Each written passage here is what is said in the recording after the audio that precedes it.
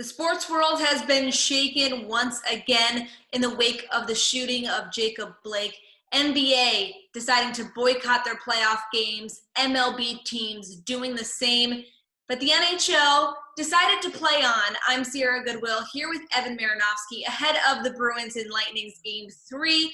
They had a moment of silence where they acknowledged Jacob Blake and the ongoing systemic racism in this country. But it seemed a little bit rushed. It seemed a little bit insufficient. Would you agree that what they did tonight was necessary, but maybe they didn't take it all the way? Well, Sierra, it wasn't a moment of silence. It was a moment of reflection. But you're right. Here's the thing: when players start boycotting games, selfishly, we all sit here and say we want the games to happen because we want to watch sports, and we use sports as sort of an outlet to get away from the hell that can be society sometimes. But in situations like this, you sort of realize that maybe we shouldn't be distracted from this stuff. Maybe we should really take a good look at these things. And we've known this. And this is something that I think this summer in general has sort of brought upon us, that we do need to really look at these things and not be distracted from these injustices in society. And I think, it's funny, after the game, Chara said that the Bruins were, they didn't hear about the NBA thing until right when they get to the rink. They were getting ready for the game. It just kind of came in too late. They were following the schedule and all that stuff.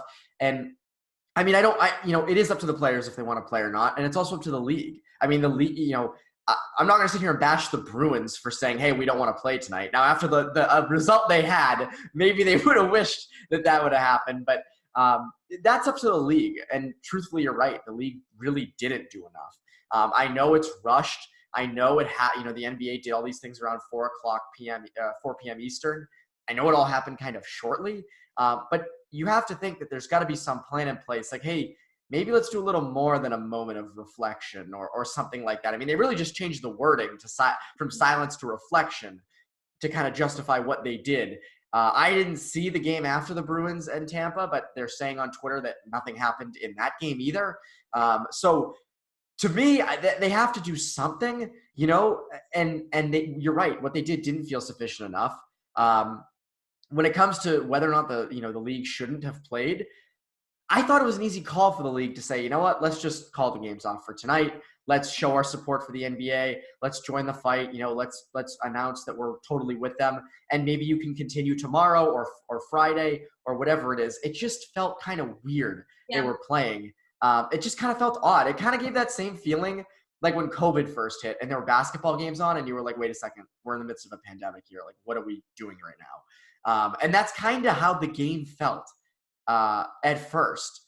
And I think you'd agree with this. I think the NHL is going to catch a lot of heat for how they handled this situation. Yeah, I slightly disagree that it's on the league, because when you look at the NBA, I mean, they're a super progressive league, and Adam Silver's done a great job at being on the forefront of these issues. But tonight, the Milwaukee Bucks took it in their own hands and started this movement on their own. I mean, the Toronto Raptors really started the conversation a couple days ago, but the Milwaukee Bucks completely shocked everyone, including their opponent and their own coaches. By just minutes before the game, George Hill spoke up and said, hey, let's make a stand tonight. And the Bucks, the players, took it on themselves, and then the league followed suit.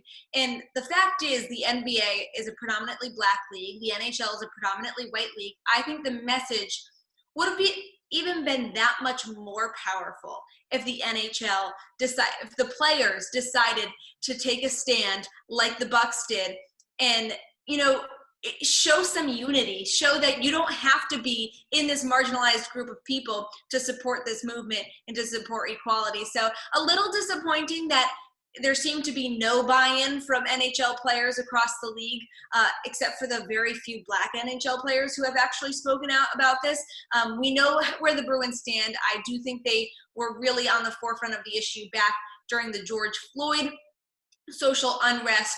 I was impressed with the players and their statements then.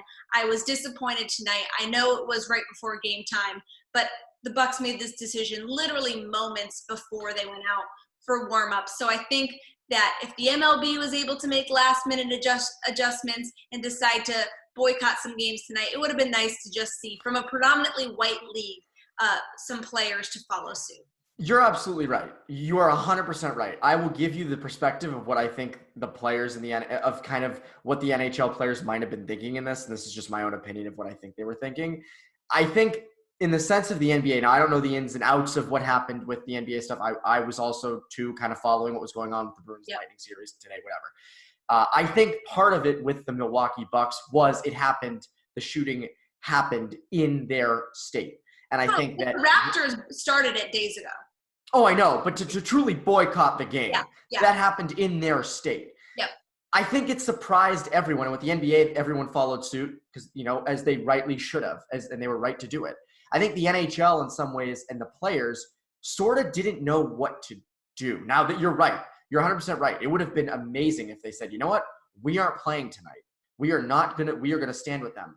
But I think they were very surprised by it. I would not be shocked if something happens tomorrow, Thursday, because I think the league and the players themselves were stunned by how it all went down so quickly. You're right, though. It would have been great if they yeah, exactly. Like, it would have been great if they decided, hey, you know what? We are not going to play tonight. And as I said earlier, the Bruins wouldn't have hurt the Bruins. But you're right. And I think that in a situation like this, it's so tough because we've never seen this before. Like, if with games going on, we've never seen players, even during the Donald Sterling stuff with the NBA. I mean, I think the players just turned their jerseys inside out. I believe they still played the games. Yeah. Whereas this, they just decided, no, we're not playing. And the rest of the league said, you know what?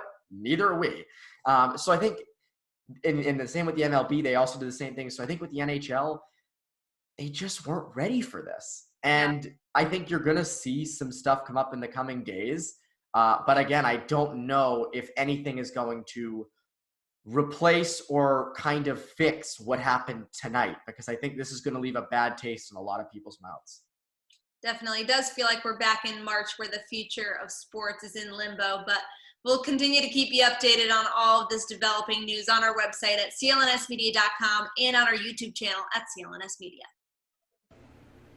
Get 20% off and free shipping using the code MAX20 at manscaped.com. Take your grooming game to the next level.